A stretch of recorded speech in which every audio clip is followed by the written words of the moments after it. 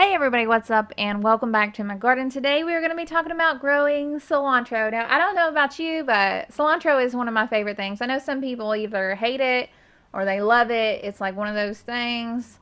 Listen, I love it. I love the smell of it. I love the taste of it. I love it in my garden. I know particularly in the past some people said, oh, I have so much trouble growing cilantro. What are you doing over there? But the thing is, the key with cilantro is that you just got to know when to plant it.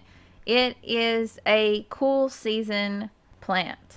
I know immediately when I think of, cilantro and salsa and things like that, I don't immediately think cool season, but this is when we've got to plant it, when the weather is cool. So seriously, don't go to the home improvement store and buy that expensive cilantro plant, because I seen one in there for $15, and that is ridiculous, okay? These things are super easy to grow. We can do this. Now, the first time I asked a friend of mine how to grow cilantro, she told me to crush the seeds up and crush that husk on the seeds, and it would help it germinate, and I could even soak it in water. But I'm here to say I've never done that, and I've always had really good germination. So I don't really think that's necessary, but hey, if you've had trouble before, maybe that's something that you can give a try. This season, I winter sowed my cilantro seeds in milk jugs with great success. I winter sowed the seeds in February and another batch in March, and both of them germinated and did really well, and then I transplanted them into the garden. In addition to that, I also direct sowed some cilantro as soon as my soil could be worked.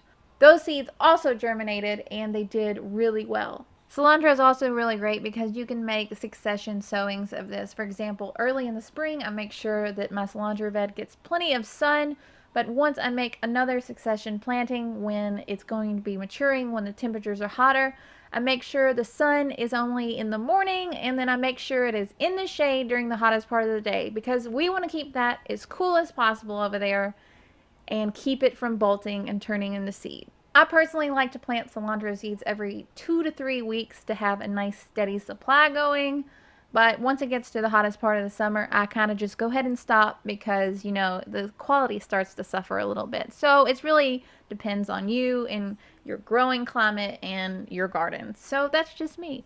And of course, remember, if your cilantro goes to seed, it's not the end of the world because you can use those as a coriander, which is awesome. In addition to using coriander, the flowers of cilantro seem to attract so many amazing, beautiful, beneficial insects to your garden. I think it's totally worth it just to leave the flowers up just for that reason. If you're worried about your plant starting to make seeds too soon, there are slow bolt varieties that are a little bit better when it comes to that and might actually, help you be able to harvest your cilantro for a longer period of time.